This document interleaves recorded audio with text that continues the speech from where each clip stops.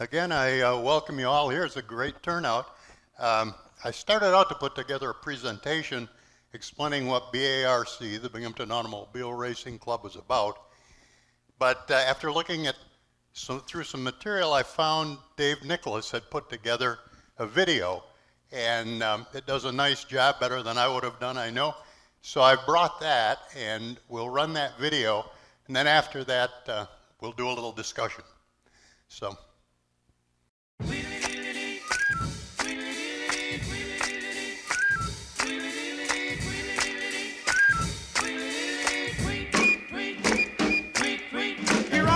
Treetop all the day long, hopping and a bopping and a singing his song. All the little birds on Jaybird Street love to hear the robin go tweet, tweet, tweet. Rockin' Robin, tweet, tweet, rockin' Robin.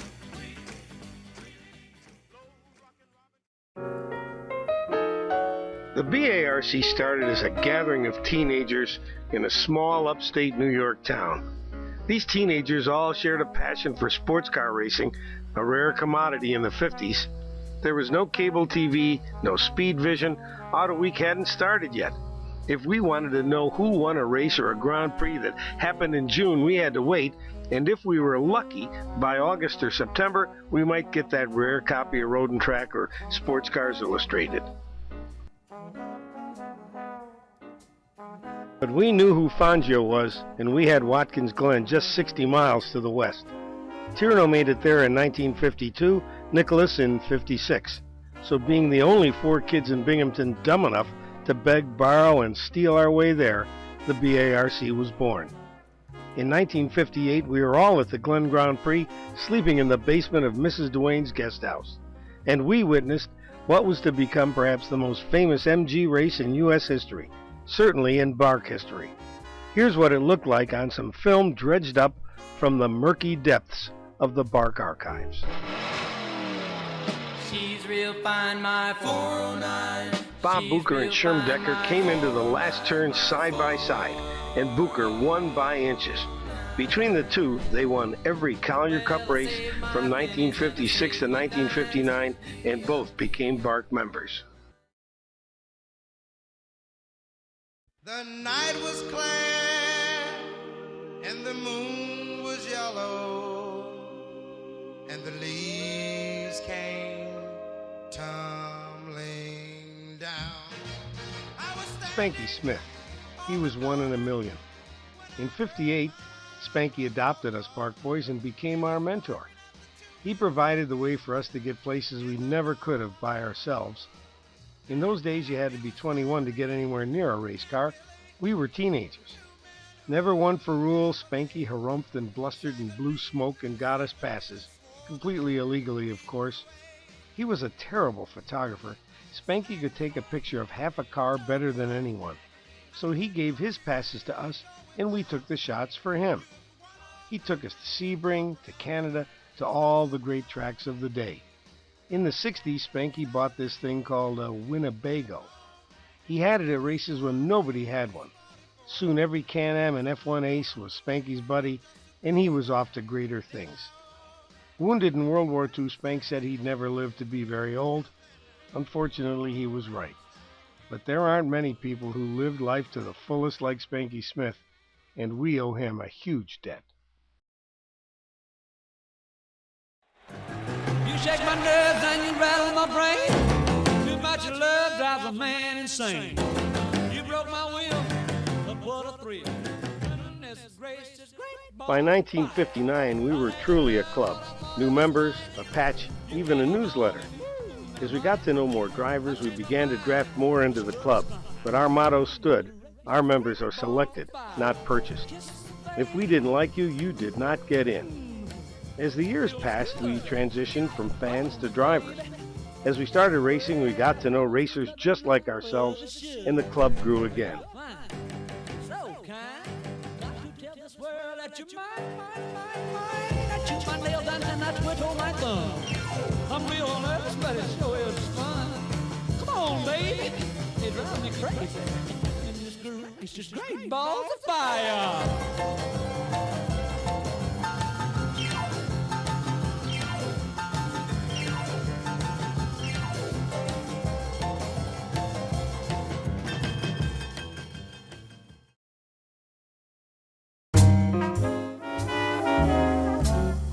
The times were a-changin' by the 70s, and things started to cool down a bit.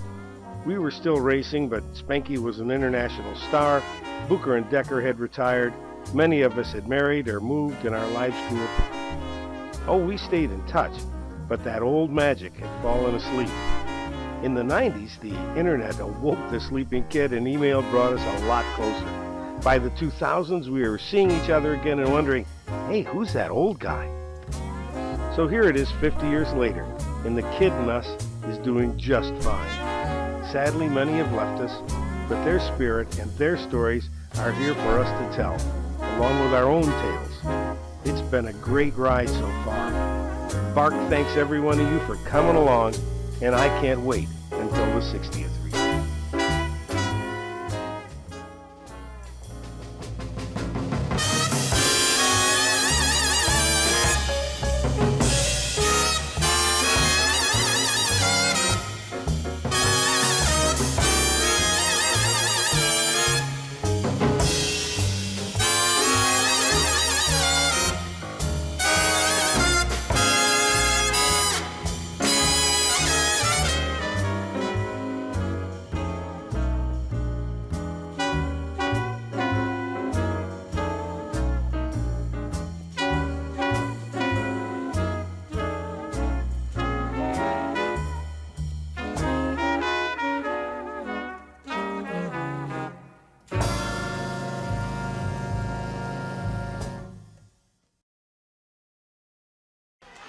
You're a delightful audience, ladies and gentlemen. I thank you. And I hope this doesn't come as a severe shock, but I'm through.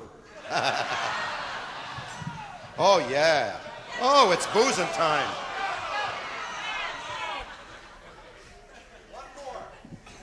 One more what? I'm going to the bar. I like that part. But at any rate, that kind of tells what B.A.R.C. is about. But a more significant portion, I think, or the real story, is the stories, the memories and the stories that came from BARC. And there's a lot of good stories. Some of them we don't repeat, others we can. A few classics. Well, first of all, as they say, as the video says, you know, we owe a great deal to Spanky Smith. Spanky really was our mentor. Really took us around, showed us the way, showed us how to get passes, you know, all of those things. Another thing that was a big deal in keeping us all together was the B.A.R.C. Gazette. David Zitch was the editor, publisher, head writer, everything of the B.A.R.C. Gazette, and he put that out monthly. That was that held us together very well. By the way, we're fortunate to still have two of the people who were of the original members. Joe Tierno and David are both here today. And Nicholas sure wishes he was, but he's coming east in a couple of weeks, so he couldn't do it this time. But he really feels bad about not being here, and he should. He's going to get points for that. We had a thing called incident points in the Gazette, and you could get incident points if you crashed your car, if you ran out of gas, if you did this, if you did that. In going through a few Gazettes yesterday, I found one particular year, in the January issue, I believe it was, Joe Tierno was given 10,000 points right in the beginning because we knew that he'd get the 10,000 before the year was over, and this would just keep the accounting more simple. So it was, it was interesting, and the Gazette and Spanky really meant a lot to us and did a lot for all of us. Well, I'll give you another story here. One of the nice things we did in 1961, we somehow, I guess it was probably through Spanky, with Bob Poupard's trailer, we trailered the BRM Formula One cars back and forth to the track, which was really a kick, you know, and so we got involved with the BRM team. We had fellows from the team then writing back and forth to us. And there's some letters from one particular fellow, Pat Carveth, was a B.A.R. mechanic, and he communicated with us for a couple of years. So that was an interesting thing. Another was, well, a good story, in fact. We were with Don Yanko one time out at Nelson Ledges.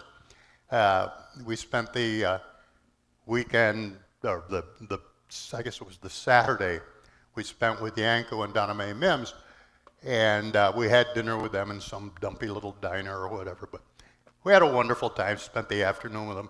Well, it came to be evening, and Yanko said, look, I've got to go back. I need a ride to the airport here because I've got to fly back and pick up my father and bring him back tomorrow morning. So we took Yanko off to this little grass airport, and he flew Beechcraft Bonanza. It was a beautiful airplane, you know, one of my favorites with V-tail and everything, gorgeous plane. And Yanko gets in the airplane and takes off, and he does a go around and comes back over us at about 50 feet, and off he goes. And the guy who runs the airport said, I thought you said he was going to Pittsburgh. I said, he is going to Pittsburgh. Okay. Well, next morning we're talking to Yanko. He said, you're not going to believe this one. He said, I got to Pittsburgh. I asked for landing instructions. He said, Pittsburgh, you're over Akron. I had to fly around and find the Ohio Turnpike and follow it back to get to Pittsburgh. So he was a heck of a pilot, but he wasn't much of a navigator. But he sure could make a Corvette go. Let's see. Beauty too was 1 year at Lime Rock. We were at Lime Rock on the 4th of July weekend, and I don't recall why, and somebody ought to remind me about that, but we ended up with a whole bunch of people. We ended up renting all of the rooms in the Falls Village Inn. Well, Falls Village is a little tiny town very close to Lime Rock, and it seemed like we were the only people in the whole town, to tell you the truth. Well, as evening came on, the guy who's running the hotel said, look, I'm leaving for the weekend. Here's the keys. Lock up when you leave. So we got the whole hotel and a whole town and 20 people. So we had a parade the next morning, you know, all of the appropriate things for the 4th of July celebration. And that was good. That was a good memory and good story as well. A really good one, though. We always went places. We did not let money stand in our way. We never had any, and it didn't matter. In 1961, we went down to Sebring. We took out enough gas money or enough money out of the pot so we could have gas. We knew we had enough gas to get down and back. We didn't have enough money for general admission tickets, but we figured we could work that out when we got there. And so we went to Sebring. We went downtown. We were downtown in Sebring. We went over to look at the NART cars, the Ferraris. Denise McCluggage was there. And Denise said, Denise was there with a fellow named Alan Eager. She and Alan had raced at Sebring the year before and didn't finish. Well, this particular year, they had not entered, but they were standing in there, and I don't know, one said to the other, we ought to enter this thing this year. So Denise said, well, we don't have a crew. I said, well, we've got a crew.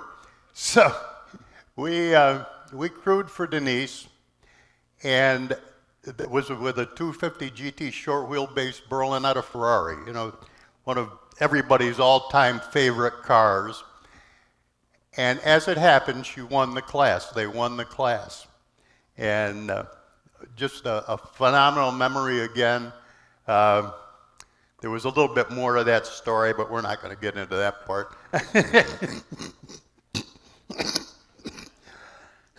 Excuse me. It had to do with, as we were leaving town, almost getting arrested, but we survived it. It was good.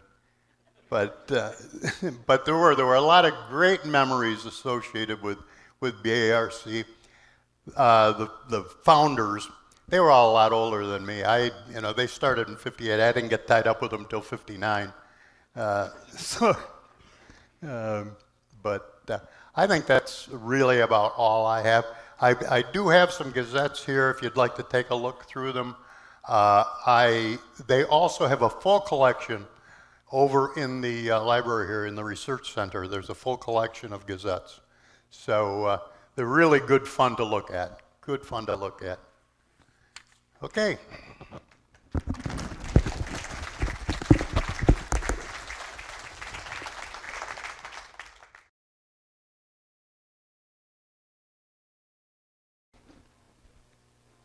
Hi, folks.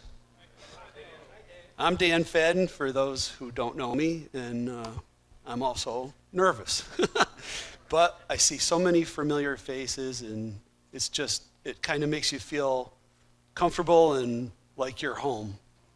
So thank you for that. I was asked to talk a little bit today about my car, which is across the parking lot in the center. And so here we go, if I can figure out how to use this thing. So it's a 1960 MGA twin cam, and that's fairly late in the production of twin cams. They were basically built, let's just say roughly for 2 years, and most people use the number, there were 2,111 twin cams built. I don't really remember how many were coupes and how many were roadsters, but it's a fairly small number of cars. And they had a reputation for being terribly unreliable. They were fast and they handled great and they stopped great compared to a pushrod MGA, thanks to Dunlop four-wheel disc brakes. But they did have a problem with reliability. And thanks to Gordy, who owned this car before me, I have some great stories about that. And my favorite one, a lot of you guys probably know this guy. His name was Tippy Lipe. And I guess he raced cars back in the day. And they had a place on Skinny Atlas Lake. It's right up by the Sherwood, way up by the state park. And he had a twin cam, and he was so annoyed with it one day, they loaded it up in a boat and took it out into Skinny Atlas Lake and threw it into the lake. So if anybody wants a twin cam engine, there's one in the lake just out from the dock from the Sherwood Inn. So my particular car is serial number, chassis number YD32459, and you can see the production data here. Started on September 8th and finished on the 25th, and it was dispatched on the 25th of September, 1959, I'm sorry. And the car is restored just the way it left the factory. Black, 455 rear axle, close ratio gearbox, competition seats. I don't have a heater in it at the moment. It just looks so clean without it. I left it out. It just bolts in. So pretty much tried to restore it as true as possible to the way it left the factory and the way it was raced. So that's why we have a short windshield on it and missing bumpers and, no extra weight, no extra frills, just whatever it needed to go fast. So the car was imported by Inskip in New York City and purchased by Carl Stickley, who was a BARC member, and it was turned over to Ted for the 1960 racing season. And Ted actually drove this car from Inskip back to Binghamton. And we get to talk to Ted in a few minutes, and I want to confirm this story because I've been working on this car so long, some of the early memories are starting to be a little sketchy, but I asked him how he ended up with this twin cam, and he told me when he went down to Inskip Motors, the guys in the warehouse used to drag race the twin cams across the warehouse floor, and they told Ted this was the fastest one, so he took it. So of course, the car had to be distributed through a dealer. So the paperwork all went through Morris Garage in Maryland, New York, which was the home of Jake Stable, and you know the history there. Sherm Decker, Bob Booker, Ted, they were really the core of Jake's stable in the early days, and it's just such an honor to, be a part of that lineage, that heritage. It's actually sometimes overwhelming for me to have taken a place in this whole scheme of things. So with a lot of support from Morris Garage in Maryland, New York, and Sherm Decker, and Ted had a pretty good season with YD32459, and we'll get into some of that in a minute. So in '62, the car was retired by Carl Stickley and purchased by Gordy, who just spoke, and everybody knows Gordy. And Gordy used it on the track and street for a while, and after, a hard early life of racing and a little bit of street duty, it fell into disrepair, and it sat safely in Gordy's garage for decades and decades until I bugged him enough that he sold it to me. So I bought it in the spring of 2006 and started restoration, and finished it basically the day of the 27 Watkins Glen Vintage Grand Prix, or festival weekend, at 2 in the morning. So here we are in the early days, and this is Carl Stickley looking at the twin cam at Lime Rock, and Ted's behind the wheel. And I wish I did a little more research. I was so wrapped up in getting the car restored. I really still want to learn more about it, but I really think maybe Mike or Ted can tell us later. We can ask Ted. I think this was the first race of the season for Ted in this car. Same day at Lime Rock. Ted's on the grid. He's got a little Porsche that's going to try to take him, and another twin cam. And this is the only picture I have of Ted in the car at the 1960 Glen Classic.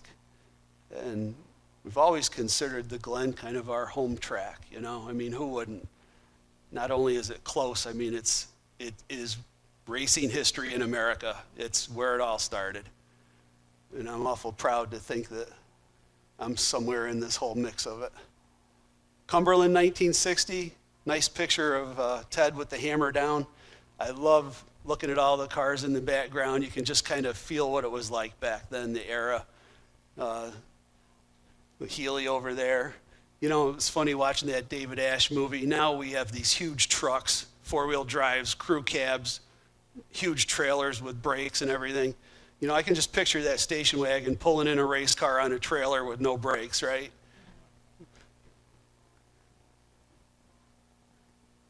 Another picture of Ted at Cumberland, same day. And this shot I love because, this is a brand new car, And here we are, ready to go racing.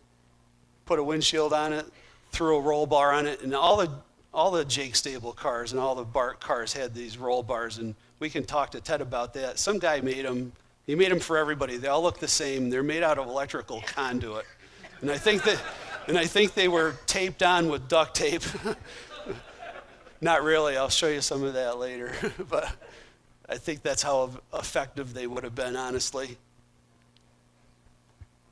So I'm kind of setting us up because I'm anxious to talk to Ted about all this. But I was always told that Duncan Black and Ted had a few pretty tight races. And they were dicing it out one day. And if my memory serves me, Ted said that Duncan was in an Alpha, and he was kind of blocking Ted.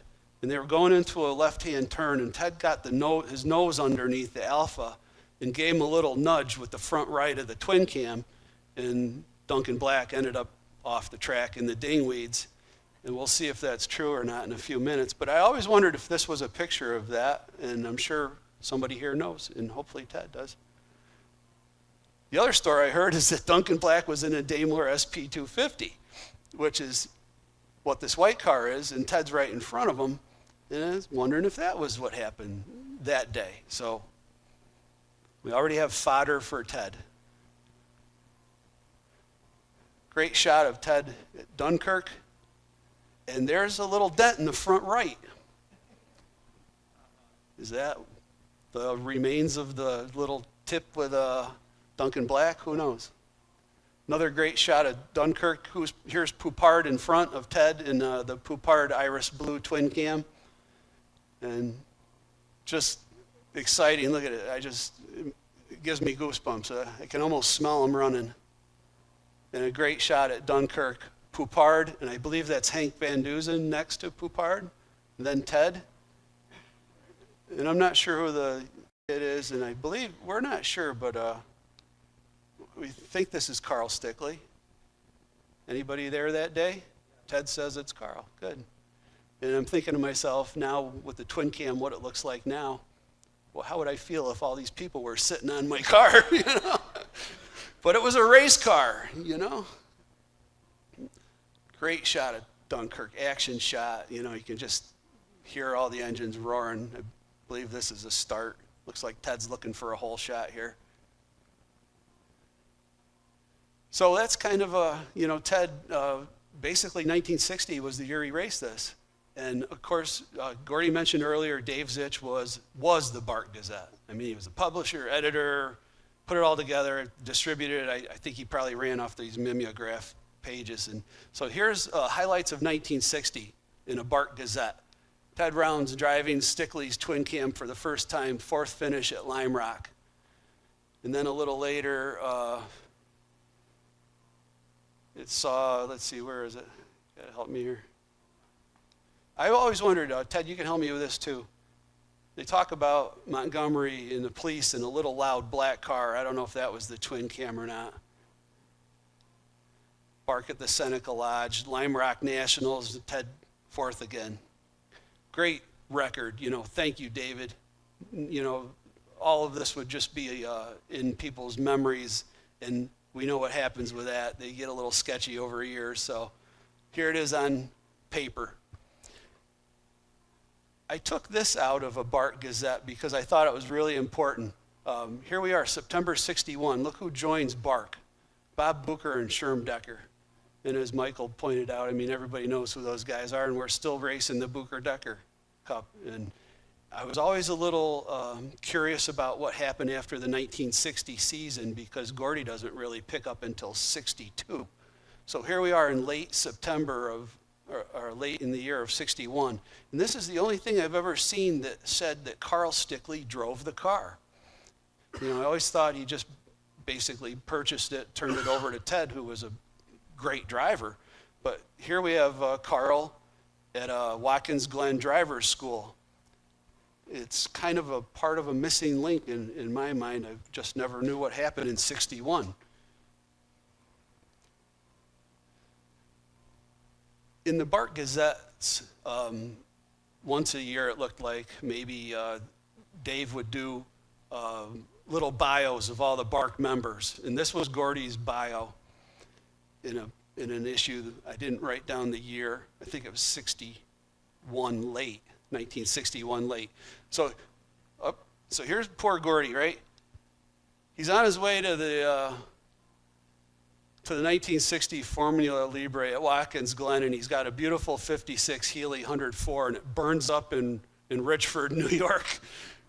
And he ends up with Dave Zitch's MGTD, but he sells it. And now Gordy's going nuts because he wants a car so bad that he can taste it. And we certainly hope that Gordy gets a car soon, right? BARC Gazette, January 62. Carl Stickley trades in the twin cam at Schumann Van Atta Buick for a 62 Buick, right? And they instantly call Gordy Ruston. And here it is. Gordy Ruston, BARC president, is now the proud owner of the ex-Stickley twin cam, and he reports that he's already blown it up. Remember the little talk about reliability, right?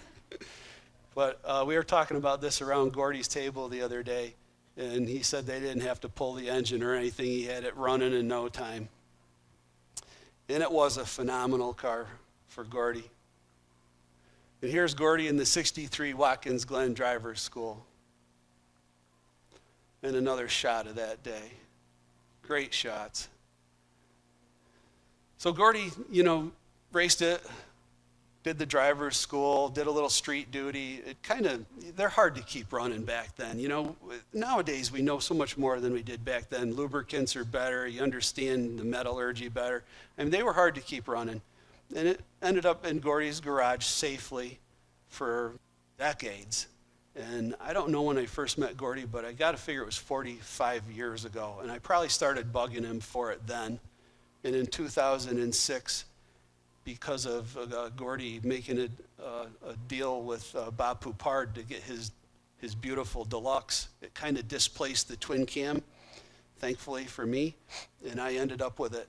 And this is the day I like to think that we really kind of solidified it all and celebrated it. By the way, not much has changed. It still looks like that regularly at Gordy's kitchen table. And here's the motor in Gordy's cellar, safe and sound for decades. And here's Ted and Gordy delivering the motor to my house, which is just down the street. And this is the way the car arrived. And I know a lot of you guys have a lot of experience with restoration, and I'm kind of preaching to the choir here. But who wouldn't want to start out with something like this? You know? I mean, really, it was kept really well. Gordy was a great steward of this car. And so I end up with the car, but I don't know what to do with it. You know, it's kind of like a dog that chases a car. What's he do with it when he catches it? So I end up with the car, and I was a little intimidated by it. So I decided, after a lot of contemplation, to start with the engine as far as the restoration went, because it was the thing I was most worried about. I didn't know what to do. They're hard to find parts for. The parts are getting more rare by the minute. So let's get this out of the way, right? So I start with the engine.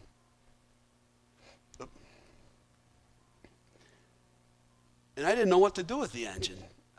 Local machine shops had pretty much all closed, and there wasn't anybody in our area that I really trusted with it. And while I'm contemplating all this, 2007 Sebring comes along, and we go to Sebring. And I think that's the first time I met Michael. So here we are, Joe, Gordy, Michael. But the significance of Sebring for me was I was introduced to Kent Prather. And Kent Prather was walking around that place like he was a rock star. He's got this entourage following him. Everybody wants to talk to him. Everybody wants him to work on their car. And I was like, I got to meet this guy, you know? And I met Kent at Sebring, and I asked him if he would do the twin cam. And he said, no way in hell. I won't touch it. He goes, there's no future in doing a twin cam engine for me. They are so ticklish. Nobody's ever happy. They don't last. They take 10 times as long, and I can't charge 10 times as much. So I'm not interested. So I ended up taking it to a machine shop in Cicero, and it went poorly. And I called up I called up Kent, and he took pity on me. And I told him what had happened. It was the end of his season. I know most people here know Kent Prather. He was 8 times national champion, SCCA champion, racing in MGA. Most competitive MGs have a Prather motor in them, most. And the guy I told him I was having a tremendously difficult time with the local machine shop, and he took pity on me, and it was the end of his season, and he says, if you can get that thing in your car and get it out here to Kansas, we'll do it. So I loaded up in my little Toyota Corolla. I had to take the front seat out and build a pallet to set the engine on because it wouldn't fit in the trunk. And I drive it out to Kansas, and here's Kent. And we strip it down because the guys up in Cicero had put it all together. But we ended up, you know, he doesn't trust anything anybody else did. We strip it down to nothing and start from scratch. And here's the crank on his lathe. You know, the guy just knows so many little tricks. He's so knowledgeable, and although I told him I didn't want a race engine, I wanted a street engine, a reliable engine, he still built a lot of the tricks into the engine that make them last. I mean, his motors really hold up for race motors. So, you know, I asked him what he's doing here, and these are just a few examples. So he's elongating the holes in the crankshaft so that there's more oil wiped on the main bearings. You know, the trailing edge, he blows it out like that so it deposits a lot more oil on the mains. Then he puts in, you know, high volume fuel or oil pumps, and, you know, just it was such an education for me. And the guy he's so disciplined, he's so great. It'll just always stand out as a great memory in my life. There's just, a few shots from his shop, working on the head, which was the biggest disaster from what happened up north. I brought the head over to a workbench one day before Kent agreed to do it. This is one of the things that coaxed him into doing it. And I set it down hard on the workbench, and this head was all together, camshafts, valves, everything. And when I set it down, a bunch of blasting media fell out of the head. That head was supposed to be ready to go on the motor. And when I told Kent that, that's when he really said, okay, bring it out. I can't let that happen to this engine. And these guys will do a lot of machine work for Kent, place in Topeka called Johnny Rebs. And I just wanted to kind of give them a shout out because they were great. They balanced this engine within 2 grams from the front nut on the front pulley to the flywheel with a ring gear on it for the starter. I mean, they were great. And they fixed a bunch of valves that the guys in upstate goofed up. If it weren't for them, I don't know if the engine would be back together. I'd probably still be looking for valves. A couple of nice shots of Kent doing his magic. And here we are, done. And it's back in the car and ready to go home. I don't know if I have time, but I was going to tell a little story here because I was so worried. Out there's these huge mule deer everywhere. And every place you look, you see a car that's crashed with, airbags deployed and antifreeze under the car because they hit a mule deer. And I'm thinking, where's that engine going to end up if I hit a mule deer? Anyway, absolute great time. This was quite a while ago now because the restoration took so long, and I had more hair back then, and a lot of it was because of the restoration that I'm missing it. But this was cool stuff. I knew cylinder 3 was sleeved because Ted told me. These engines, they'd rev really fast and high, and somewhere around 7 grand, the keepers come out of the valves and they drop into the cylinders, and that's what happens. That's what happened to cylinder 3. But Kent saw it and he loved it, and he said whoever did it really knew their stuff, and it's still there and it runs great. I can just picture this at some race sometime, someplace in the past. We take the oil pan off the engine, and the oil pump has a screen, and there's a big hole in the screen, and somebody soldered a penny over the hole. So you can picture them at the races, this went wrong and we got to fix it and we got to get back on the track. What do? Solder a penny on it, of course. And I thought this was really cool.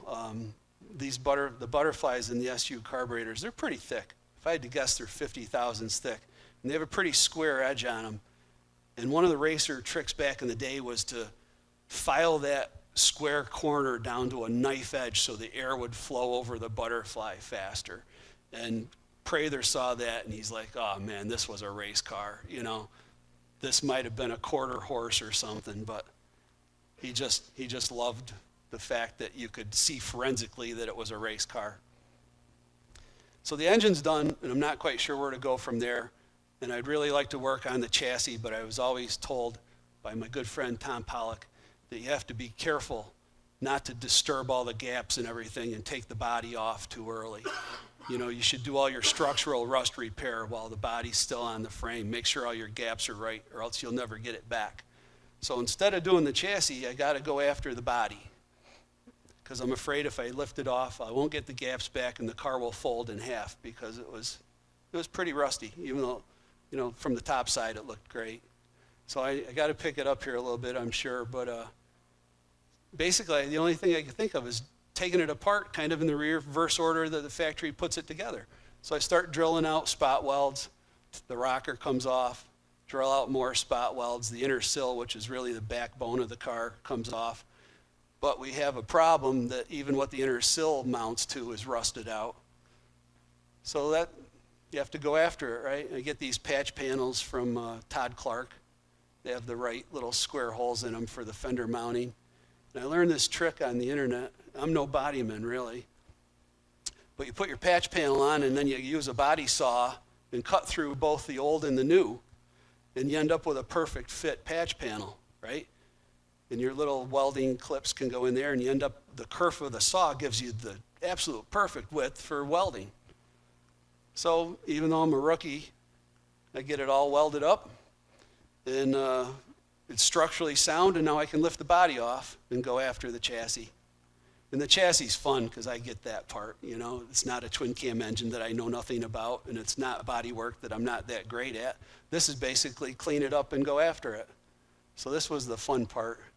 Gordy's always ready to lend a hand. So here we are, stripped down to nothing. I learned a lot through this whole process because I thought basically a twin cam was a pushrod car with a twin cam engine in it, but there's a million differences. I just took a shot of this because twin cam cross members have these holes drilled in them so that you can take the sump off. You put your socket up through these holes and you can take the oil pan off. You know, just the steering rack's mounted differently too. I didn't know any of that. You kind of just learn as you go along. Off to blasting, back home. I didn't powder coat it on purpose. I POR 15 it and then put enamel over it because I just like the look and it's repairable compared to powder coating. And start going through it. Replacing some of the old hardware with grade 8 where it's a safety concern, but for the most part, all the bolts that came out of the car went back in after plating. But any place there was structural or stress issues, grade 8, starts to take shape.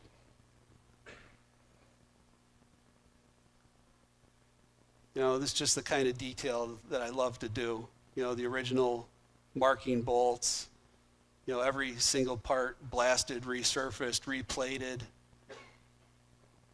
And it's just so satisfying to see it all start to come together, you know, a little bit of gratification after years. So I don't know, we're about 5 years in now, and I sent the tranny, which is a close ratio transmission, out to Prather, and he rebuilt it. It shows up, and I've been waiting for this. Because now I got the motor, I got the chassis, I got everything. Another thing that's way different on a twin cam is the clutch. I didn't realize that until I'm ready to marry the tranny and the engine, and I figure I don't have the right clutch. So I send it out to Prather, and he rebuilds it. And finally, it all comes together. I got a motor, I got a tranny, I got a chassis, and here we are over 5 years in, and the big day comes. And that's, I didn't even want to put the body back on at this point. I was like, that thing's so pretty, I was just going to leave the body off of it. So, what's left? Got to do body work. This is on eBay right now, $8,900. That's a Healy 104. My good friend Dick Powers. Same with the engine, body, and all these things along the road. I didn't know who I was going to have do the body work. Lucky enough to be invited by Dick up to Macedon, New York for the unveiling of his Healy restoration, and he introduced me to the guys that ran the shop up there at Concord Restorations, and I said, these are the guys that are going to paint my car. Thank you, Dick. So I put the body back on, the restored frame. Got to make sure all the panels fit really close before I send them up there, although they'll do the final fitting, and get it all together, and on the trailer, and off to Macedon near Rochester. And they did a beautiful job. Here it is all blasted inside out, every square inch. And there she is in the paint booth. I love the Mercedes-Benz Diamond Black. Some of you guys had seen my TR3 in years past. That was done with the same Mercedes-Benz Diamond Black. It is the blackest black in the world. The problem you have is if you forget to do one little bracket or a hood prop rod or something, and you paint it with a rattle can, it looks orange or brown next to this black. So you better get it all painted at once because nothing's going to match it.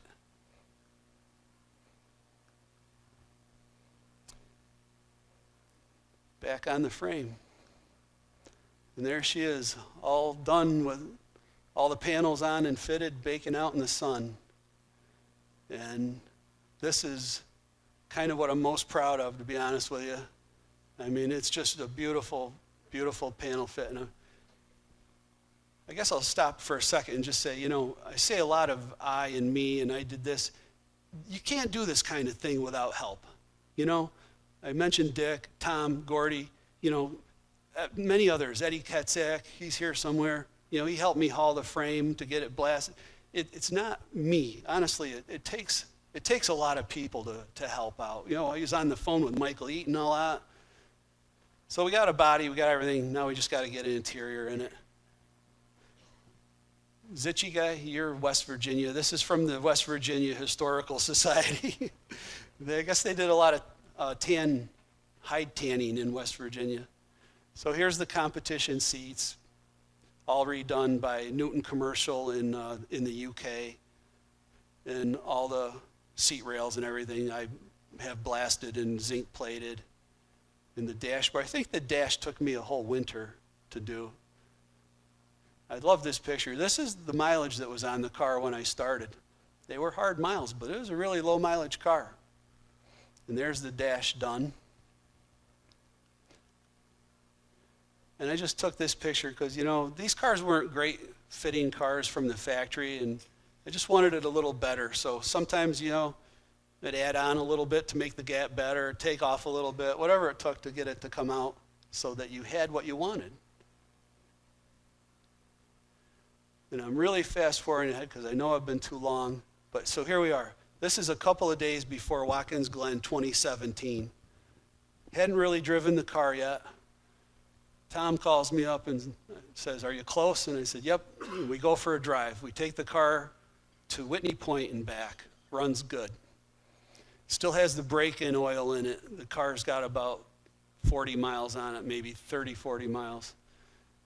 Night before Watkins Glen, it's Thursday night, and I got to get the break-in oil out of it. I'm laying under the car Thursday night, changing the oil, and I look at the back of the car, and there's gas all over the floor, and the gas gauge sending unit is leaking. And I'm like, okay, we're not going to make it to Watkins Glen. It's already pushing 11 o'clock. Tom, Paul Stein called me up. "You going to make it?" I said, "I don't think so." And they go, "Yeah, you're going to make it." And Paul shows up with a siphon pump, and we pump the gas out, and I make a plate and put it over the hole in the gas tank for the sending unit. And, you know, Paul unloads his trailer, and it's like 2 in the morning, and Friday morning, it's 2 in the morning, and we're on the show field Friday at 9 o'clock. And here's Ted driving it into the 2017 Vintage Grand Prix at Watkins Glen. First time I'm aware of that he was in the car since 1960 when he raced it. And that just melts my heart. I'm so happy we could do that. And the car is recognized. And I'm so appreciative. I've been to a lot of these events, and I've never, ever, the guys at Watkins Glen, they don't let you down. Whether you're coming to one of these shows or conversations, or you're going to the Concours, I mean, it's a tremendous community. They were so kind to me that day, so enthusiastic about the car. One of the biggest days of my life, honestly. I just was so thrilled. That's the debut of the car.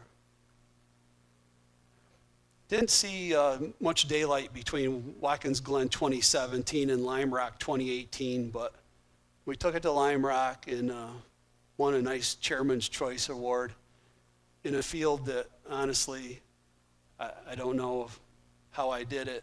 The field at Lime Rock, the cars are incredible.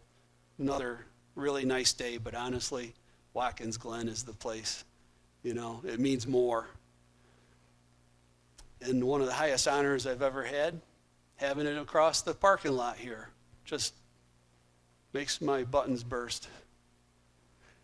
So I'm coming to the end here, probably thankfully, right? But I don't want to forget to thank my beautiful wife, who put up with 12 years of me messing around with this car and writing really big checks.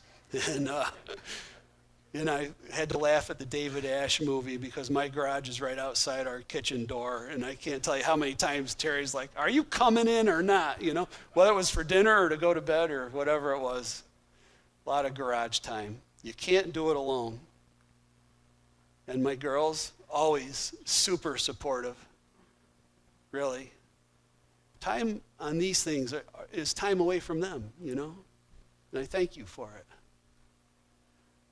And like I said, it takes a village, right? So Tom, Paul, Stein, Gordy, this was the day we were taking it up to get painted.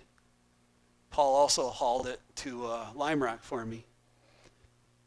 Tom always helped to load it up too, and I'll tell you, they used like fur-lined straps to hold this thing down. Never made a mark on it. And there's Terry and me driving off into the sunset, and that is the end.